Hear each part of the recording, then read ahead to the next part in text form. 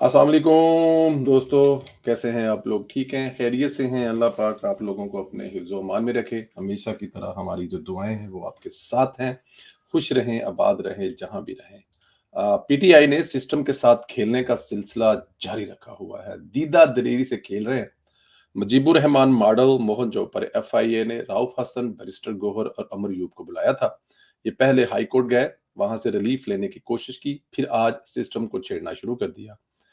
उन्होंने एफआई को कहा कि हमें हमूदुर रहमान कमीशन की रिपोर्ट फराहम करें। अब यहाँ पर सवाल ये पैदा होता है कि रिपोर्ट आपके पास नहीं, बकौल आपके इस रिपोर्ट पर तो आपने डॉक्यूमेंट्री बनाई है। फिर अगर आपके पास रिपोर्ट एफआई से क्यों मांग रहे हैं? इंक्वायरी में शामिल होने के बजाय सिस्टम का मजाक उड़ाना शुरू कर दिया है। और उधर इमरान खान के एक्स हैंडल से शेख मुजीबुर रहमान मुतल्लक पोस्ट के हवाले से केस में इस्लामाबाद हाई कोर्ट ने एफआई को 25 जून तक बैरिस्टर गौहर और रऊफ हसन के खिलाफ तदीबी कार्रवाई से रोक दिया है। जस्टिस मोहसिन अख्तर कियानी ने अपने हुक्म में कहा है कि बैरिस्टर गौहर और रऊफ हसन एफआई के सामने पेश हों, बयान रिकॉर्ड कराएं, लेकिन एफआईआर हरासा ना करे, ना आइंदा समाअत तक कोई तदीबी कार्रवाई करे। अब यहाँ पे प्रॉब्लम ये है कि अब किसका यहाँ पर क्या उसे कहते हैं कि किसको बंदा रोए और किसको ना रोए। नजर आ रहा है कि पाकिस्तान तहरीक अच्छा जो पाकिस्तान तहरीक इंसाफ अब तक प्रोपोगंडा कर रही है, वो इस पर कर रही है कि हमूद रहमान कमीशन में ये सब कुछ है, लिखा हुआ है जो हम आपको दिखा रहे हैं। और दूसरी तरफ वो कह रही है कि पब्लिश कर दें, लोगों को दिखा दें। और अगर उनके पास रिपोर्ट नहीं है और अगर वो जो दिखा रहे हैं वो रिपोर्ट वाला नहीं है, तो क्या वो फिर झूठ बोल रहे हैं? क्या वो अब उनके बकौल इस वीडियो में जो कुछ हमें नज़र आ रहा है, जो कुछ पाकिस्तान की अफ़वाज कर रही हैं, उस दौर में बकौल उनके वो हमूदुर रहमान कमीशन में लिखा हुआ है, रिपोर्ट में लिखा हुआ है और दूसरी तरफ वो रिपोर्ट माँग भी रहे हैं और एक तरफ वो दिखा रहे हैं।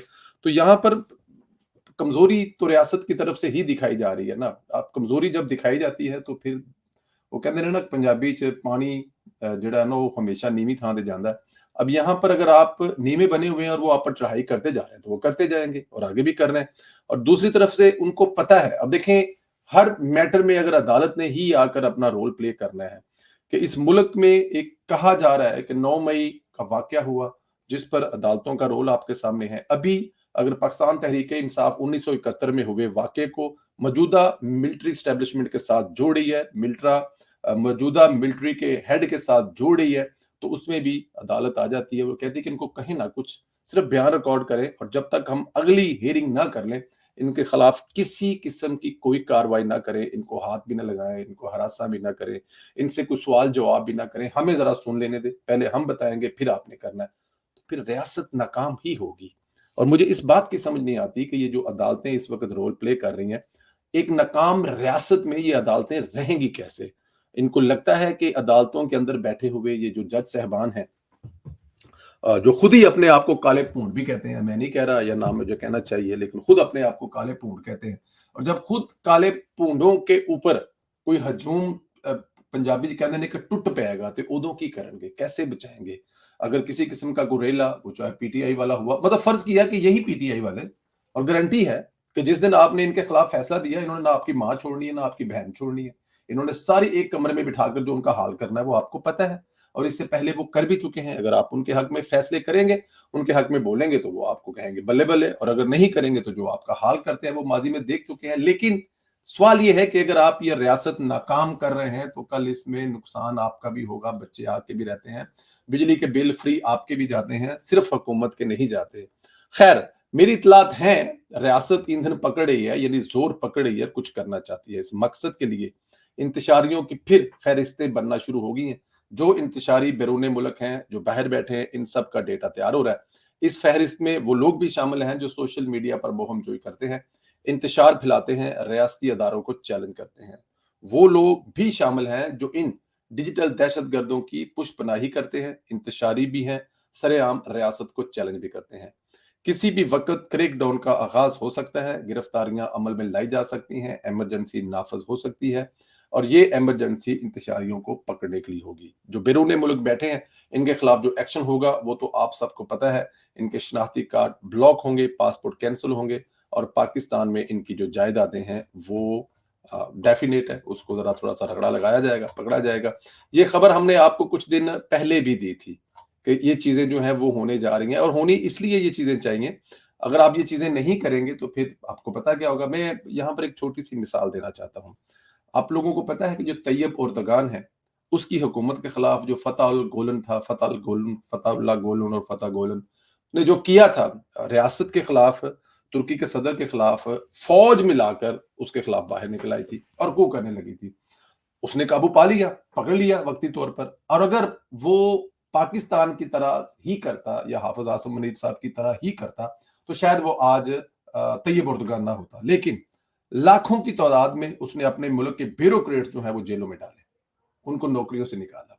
इसी तरह उन्होंने अपने अदारे के अंदर, फ़ौज के अंदर से हम भी सुनते हैं कि फ़ौज के अंदर कुछ अफ़सरों के खिलाफ कार्रवाई हुई है, किसी को नहीं पता। निशाने इबरत बनते हुए किसी को नज़र नहीं आए।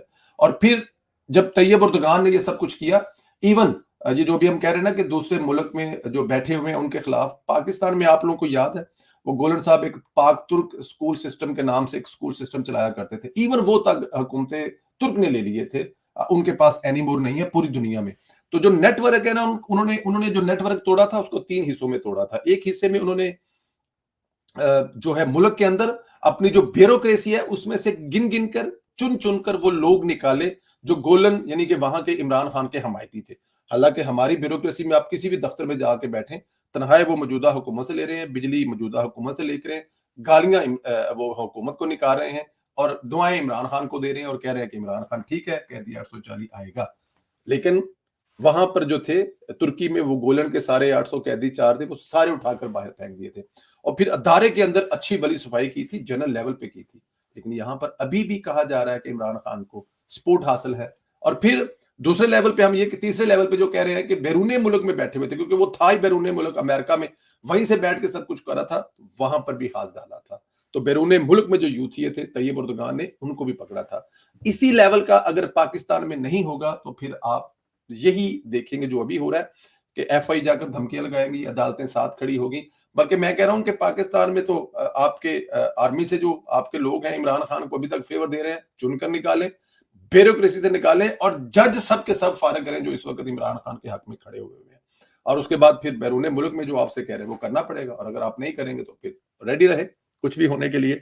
अच्छा, इधर पीटीआई को एनओआर के लिए बरतानिया से ताहाल कोशिश जारी है। आपको याद है बरतानवी हाई कमिश्नर ने काजी पर भी तनकीद की थी और सफारती असूलों की खिलाफ वर्जी की थी। इससे पहले भी इंकशाफ हो चुका है कि बरतानिया इमरान खान को डील और ढील दोनों दिलाना चाहता है और इस मकसद के लिए कोशिशें जारी हैं। अब बरतानवी हाई कमिश्नर खैबर पख्तूनख्वा के वज़ीर आला गंडापुर से मिली है। गंडापुर रियासत को आजकल चैलेंज कर रहा है। आप देख रहे हैं कि गंडापुर ने आज भी रियासत को ललकारा है।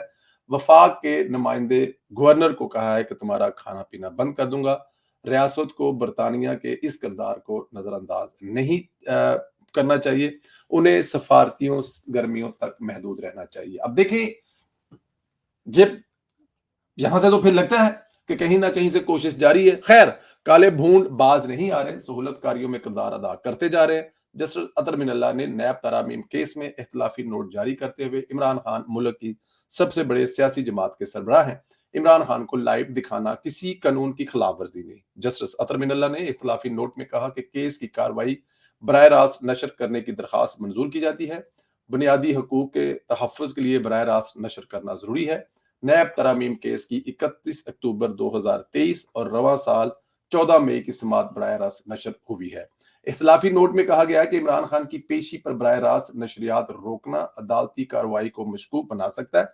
बानी पीटीआई की पेशी पर बराह रास्त नशरियाती रोकना अवाम का एतमाद खत्म करने की वजह बन सकता है।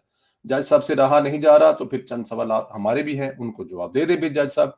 यानी आइन में जो तस्वर है कि कानून की नजर में सब बराबर है। अतर बिन अल्लाह साहब इसकी नफी कर रहे हैं। क्या नवाज शरीफ सबसे बड़ी जमात का सरबराह नहीं था? तब आपने पैमरा को क्यों पाबंदी से नहीं रोका था? माजी में पैमरा ने नवाज शरीफ पर पाबंदी लगाई थी, तब अतर बिन अल्लाह और इस्लामाबाद हाई कोर्ट के चीफ जस्टिस थे, इनके पास केस गया तो उन्होंने पाबंदी खत्म नहीं की थी। सवाल यह है कि क्या तब नवाज शरीफ अवामी लीडर नहीं थे, सबसे बड़ी सियासी जमात के लीडर नहीं थे? साबित होता है कि आपका नोट बदनीति पर मुश्तमिल है और अगर नहीं है तो फिर आप ये साबित करते हैं कि आप इमरान खान के हैं जी। समझ गए हो ना जी इमरान खान के आप क्या हैं? जी, हम वही कहेंगे, इसके अलावा कुछ नहीं कहा। अच्छा जी, नून लीग के जो लोग हैं वो नून लीग की कारकर्दगी पूछते हैं तो आपको प्रैक्टिकली कारकर्दगी बताता हूँ। 1 साल में महंगाई 38% से कम होकर 11.8 पर आ गई है। अदारा शुमारियात के मुताबिक अप्रैल के मुकाबले में मई में सीपीआई अफराते ज़र 11.76% रिकॉर्ड हुआ है। अप्रैल में सीपीआई अफराते ज़र 17.34% था। अदारा शुमारियात के मुताबिक मई 2024 में माहाना बुनियादों पर महंगाई में 3.24% की कमी वाक़ हुई है और मई में महंगाई 11.76% पर आ गई है और मई में शहरों में महंगाई 2.80%, देहात में 3.89% की कमी हुई है। मई में टमाटर प्याज 51%, चिकन 35.2%, गंदम 22.7% सस्ती हुई है। मई में आलू 14.73%, गोश्त 4% और लोबिया 3.9% महंगा हुआ है। मई 2023 के मुकाबले में मई 2014 में 318.7% इजाफा हुआ है। ये अदाद-ओ-शुमार बताते हैं हुकूमत की पॉलिसियां अवाम दोस्त हैं, लेकिन बदकिस्मती से अवाम को बताया नहीं जा रहा कि महंगाई कितनी कम हुई है। ये एक बदकिस्मती है, इसमें कोई शक नहीं है।